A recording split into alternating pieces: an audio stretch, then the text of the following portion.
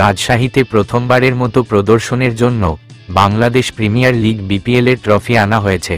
রোববার 19 জানুয়ারি রাজশাহী নগরীর আলুপট্টি মোড়ে বিপিএল চ্যাম্পিয়ন্স ট্রফি প্রদর্শনীর জন্য উন্মোচন করা হয়। ট্রফি উন্মোচন করেন বিএনপি চেয়ারপারসনের উপদেষ্টা ও সাবেক রাশিক মেয়র মিজানুর রহমান মিনু।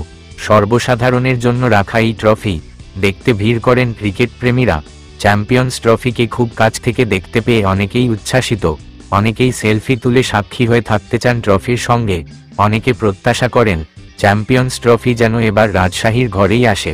রাজশাহী নগরীর আলুপট্টি এলাকার বাসিন্দা শরীফ আহমেদ বলেন, এর আগে এমন ট্রফি রাজশাহীতে আসেনি, এবারই প্রথম আসলো, তাই সকাল থেকেই উচ্ছ্বাসিত ছিলাম। ট্রফি দেখতে পেয়েই প্রথমে ছবি তুলেছি। আশা করছি এই ট্রফি যেন রাজশাহীর ঘরে আসে। রাজশাহী কলেজ শিক্ষার্থী সাইফুল ইসলাম বলেন, বিপিএল চ্যাম্পিয়ন্স ট্রফি খুব কাছ থেকে দেখার অভিজ্ঞতা দারুণ। এটি আমাদের ক্রিকেট ইতিহাসের একটি স্মরণীয় দিন। আশা করি রাজশাহী দল ভবিষ্যতে ট্রফি জয়ের গৌরব বয়ে আনবে।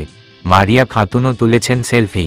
তিনি বলেন, আমার বয়সে এমন একটি ট্রফি রাজশাহীতে দেখিনি, তাই সেলফি তুলেছি সাক্ষী হিসেবে রাখতে। এটি আমাদের রাজশাহীবাসীর জন্য অনেক বড় পাওয়া। ট্রফি প্রদর্শনী আয়োজক কমিটির আহ্বায়ক বশির আহমেদ বলেন, ট্রফিটি আলুপট্টি মোড় থেকে রাজশাহী কলেজ নগর ভবন রেলগেট সহ 5টি স্থানে প্রদর্শিত হবে। সাধারণ মানুষ খুব কাছ থেকেই দেখতে পাবেন বিপিএলের চ্যাম্পিয়ন্স ট্রফি। এরপর রংপুরে যাবে ট্রফিটি।